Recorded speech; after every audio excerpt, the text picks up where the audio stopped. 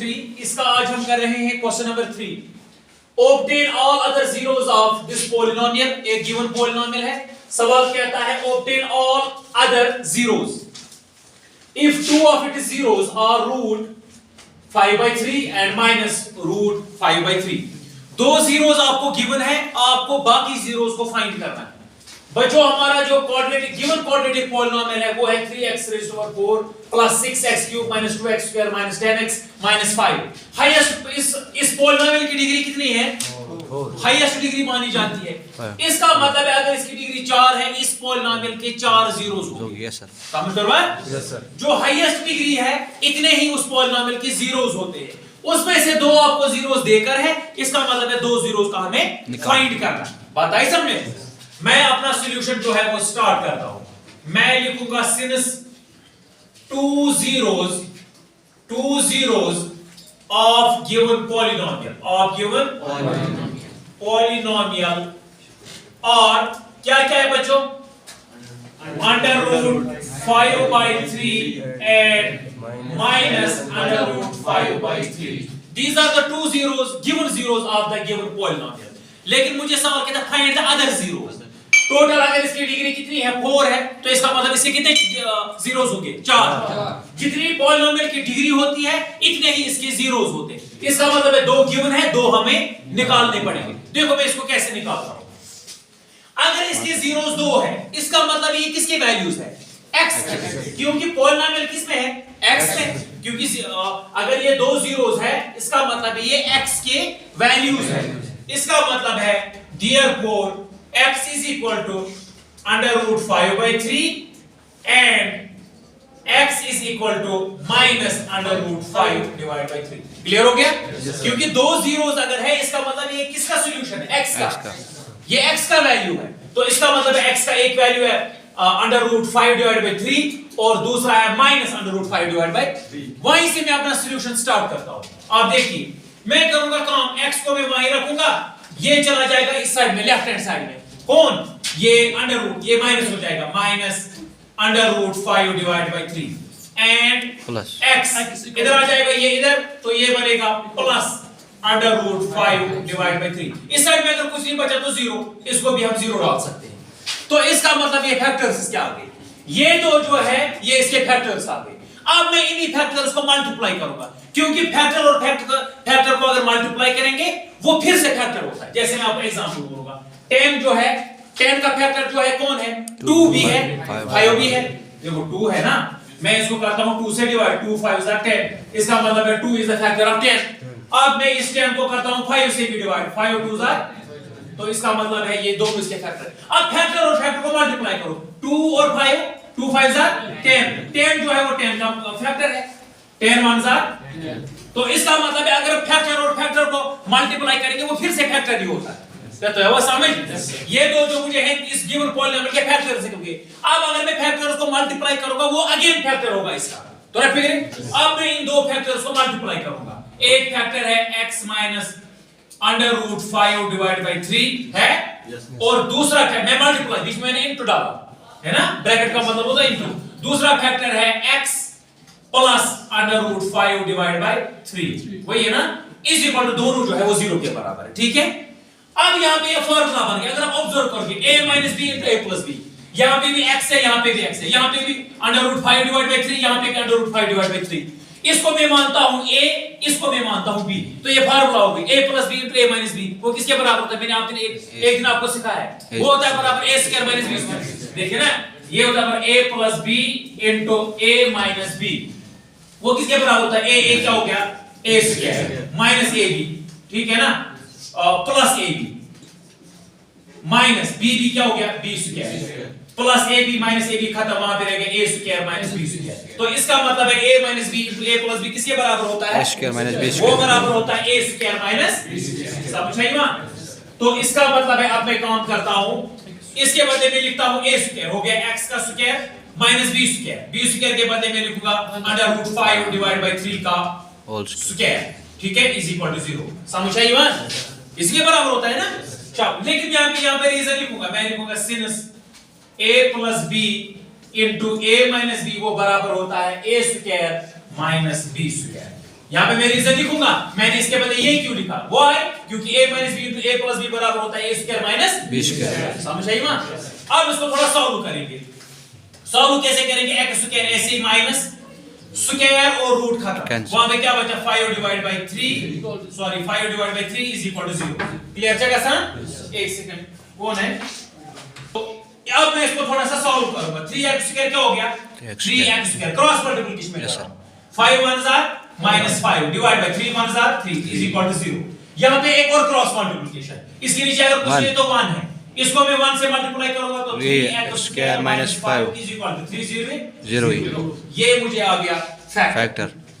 ये अगेन होगा फैक्टर मुझे इस पॉलिनोमियल का, ठीक है? अब मैं करता हूं काम, अगर ये मुझे ये फैक्टर निकला इस गिवन पॉलिनोमियल का, अब मैं करूंगा इस फैक्टर से इस गिवन पॉलिनोमियल को डिवाइड। क्या करूंगा? शाबाश। अब हम करेंगे, मैं लिखूंगा नाउ डिवाइडिंग गिवन पॉलिनोमियल में शॉर्ट में लिखूंगा given polynomial bye 3x square -5 कामा वही क्या है। अब इसको हम करेंगे डिवाइड। जरा यहां पे लाओ, आप गिवन पॉलिनोमियल क्या है? 3x4 plus 6x³ minus 2x square minus 10x -5। इसको मैं डिवाइड करूंगा, जो मुझे फैक्टर निकल गया 3x स्क्वायर से 3x स्क्वायर -5, इससे मैं करूंगा इसको डिवाइड। तो अच्छा फिक्र था ना? अब इसको जरा बच्चों डिवाइड करो। 3 को हम क्या मल्टीप्लाई देंगे? 3x4 बनेगा 3x स्क्वायर। वेरी गुड, खाली x स्क्वायर। क्यों? x स्क्वायर यहां पे है ऑलरेडी, 3 भी वहीं पे है। 3x स्क्वायर और 3x स्क्वायर हो गया 3x4। अब x स्क्वायर -5 हो गया -5x स्क्वायर। समझाई बात? x स्क्वायर को लिखना है मैं x स्क्वायर के नीचे, लाइन टर्म्स को एक ही जगह लिखना है। अब लाइन डाल दो, सबट्रैक्शन कर दो, लेकिन सबट्रैक्शन करने के लिए मुझे नीचे वाला साइन चेंज करना, मुझे साइन को चेंज करना पड़ेगा। ये प्लस था, माइनस माइनस वाला प्लस, ये दो टर्म कैंसिल, ठीक है ना? Plus 3x rays power 4 minus 3x rays power 4 खत्म। अब इसको प्लस है, इसको माइनस, तो माइनस हो जाएगा। 5x स्क्वायर से काटो 2x स्क्वायर, 3x स्क्वायर, यहां पे प्लस 3x स्क्वायर, और यहां से 6x क्यूब आ जाएगा नीचे, ठीक है ना? वेरी गुड, माइनस 10x और माइनस 5। अब क्या देंगे? 3x स्क्वायर को सर भी ये बनेगा 6x क्यूब, 3 2s आर, इसको हम देंगे 3 2s आर 6, और x भी साथ में रखेंगे, ठीक है ना? वो हो जाएगा 3 2s are 6x cube, 6x cube और 2 5s आर 10 माइनस 10x, यहां पे लिखेंगे माइनस 10x। समझ आई बात? लाइक कर, इसके नीचे मैं नहीं लिख सकता हूं 10x को अपने टर्म के नीचे। अब मैं फिर से सबट्रैक्शन, इसको प्लस था, इसको माइनस था, इसको प्लस, ये दो टर्म खत्म, माइनस 10x और प्लस 10x खत्म हो गया, खत्म। Very good. अब आ जाएगा 3x स्क्वायर नीचे माइनस 5। अब क्या देंगे? 3x स्क्वायर को मल्टीप्लाई, वेरी गुड, इसको हम देंगे 3x, इसको देंगे हम +1, हां 3x square 1 jar 3x square, हां 5 1 जार -5। अब साइन चेंज कर दो, प्लस वाले को माइनस, माइनस वाले को plus, plus 3x square minus 3x square खत्म, माइनस 5x प्लस 5x, वहां पे रिमाइंडर निकला 0। ये 0 निकलना ही था क्योंकि मैंने ऑलरेडी ये फैक्टर निकाला था। ये अगर इस गिवन पॉलिनोमियल का फैक्टर है तो हमें 0 लाजमी तौर पे निकलना चाहिए। अगर ये 0 नहीं आता था तो इसका मतलब मेरा सवाल गलत था। अब आप लोगों के साथ आपने इस फैक्टर से क्या किया? इसको डिवाइड क्यों किया? मुझे ये क्वोशंट चाहिए था, इस क्वोशंट को मैं फैक्टराइज करूंगा तो इसी क्वोशंट में मेरे और दो रूट छुपे हुए हैं। जो मैंने यहां पे ये क्वोशंट निकाला उसी में मुझे और दो रूट्स निकलेंगे। पहले मैंने क्या काम किया? सिंपली मैंने x को जो जीरोस है ना उसी से मैंने फैक्टर्स निकाले, क्योंकि इसको मैं स्प्लिटिंग मिडिल टर्म नहीं कर सकता हूं। स्प्लिटिंग मिडिल टर्म में कर सकता हूं तब जब मेरे 3 टर्म्स होते हैं, लेकिन यहां पे मैंने क्या किया? फायदा उठाया जो जीरोस देकर मैंने x को रखा इसके बराबर, x को इसके बराबर, फिर इनको शिफ्ट किया एक साइड में, मुझे वहां पे फैक्टर्स आ गए। फिर मैंने दोनों फैक्टर्स को मल्टीप्लाई किया तो मेरा ये वाला फैक्टर आ गया। ये अगेन मुझे इस गिवन पॉलिनोमियल का फैक्टर होगा। फिर मैंने इस फैक्टर से इस गिवन पॉलिनोमियल को डिवाइड किया, मेरा क्वोशंट आ गया। अब जो क्वोशंट निकला, इस क्वोशंट में मुझे दो रूट्स छुपे हुए हैं। अब मैं इसको करूंगा फैक्टराइज, मेरे दो रूट्स और आ जाएंगे। मैं करूंगा काम, now factorise the quotient, factorise the quotient. Quotient को क्या क्वोशंट है? x square plus 2x plus 1 comma we get. अब इसको फैक्टराइज करो जरा, क्या हम कैसे हम इसको फैक्टराइज करते हैं? सिंपली मिडिल टर्म करेंगे। आपको करना है काम, इसका कोशेंट क्या है 1 1 1 1। आपको दो ऐसे नंबर ढूंढने जिनको मल्टीप्लाई करके 1 आना चाहिए और लास्ट वाले की साइन क्या है प्लस, प्लस करके उनको 2 आना चाहिए। 1 और 1 देखिए ना, 1 into 1 1 1 1, एक और एक 2। वेरी गुड, x स्क्वायर हो गया। ऐसे ही इस 2x के बदले मैं लिखूंगा x प्लस x। इसका कोशेंट है 1, इसका कोशेंट भी है 1, सॉरी कोफिशिएंट 1 1 आ गया मुझे ये 1 प्लस 1। अच्छा एक और एक 2 आ गया बराबर दोनों शर्त। तो इस x को मैंने 2x को स्प्लिट किया, इसके बदले में मैंने लिखा x प्लस x। फिर से ऐड करेंगे वापस मुझे आ जाएगा 2x प्लस 1 ऐसे। अब निकालिए कॉमन, ये तो अब ये दो पेयर बन गए स्प्लिटिंग मिडिल टर्म मैंने आपको पहले ही मैं सिखा चुका हूं। तो यहां पे x है, यहां पे भी x है, एक x आएगा बाहर, अंदर रहेगा x प्लस 1 आएगा ना। फिर से जरा करो, फिर से आना चाहिए वापस x square plus x 1 x। यहां पे भी मैं अंदर रखूंगा x प्लस 1। अब देखो बाहर क्या आएगा 1 x 1 x 1 1 1। ये दो सेम आ गए। अगर ये दो सेम आ गए इसका मतलब है स्प्लिटिंग मिडिल टर्म मेरा सही जा रहा है। तो इसका मतलब है 2x प्लस 1 के बदले एक ही x प्लस 1 और क्या बचा x प्लस 1। अब मैं इनको दोनों को 0 के बराबर रखूंगा। लेट में करूंगा एक हिसाब से, मैं लिखूंगा इधर ये भी 0 के बराबर है, x प्लस 1 जो है that is equal to 0 and x plus 1 ये भी मैं रखूंगा 0 के बराबर। ठीक है ना, क्योंकि मुझे इस अब इसके क्या निकालने हैं, जीरोस निकालने हैं। तो जीरोस निकालने के लिए मैं इसको लेट करता हूं फिलहाल 0 के बराबर। तो x निकलेगा बराबर ये 1 चला जाएगा इधर तो -1, x निकलेगा बराबर ये 1 चला जाएगा इधर तो -1।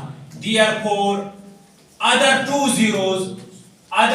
zeros of given polynomial is equal to -1, -1। इसका मतलब है अदर 2 zeros मुझे निकल गए। दो तो गिवन थे तो बाकी 2 zeros इसके जो है -1 है और -1 है। तो अगर आप -1 इसमें पुट करोगे ना, इस पॉलिनोमियल में, इस पूरे पॉलिनोमियल का वैल्यू आपको 0 निकलेगा। तो इसका मतलब है 2 zeros ये थे और 2 zeros मैंने निकाल दिए। टोटल इसकी डिग्री थी 4, इसका मतलब है इसके टोटल कितने zeros निकल गए, 4 zeros इसके निकल गए। क्लियर हुआ?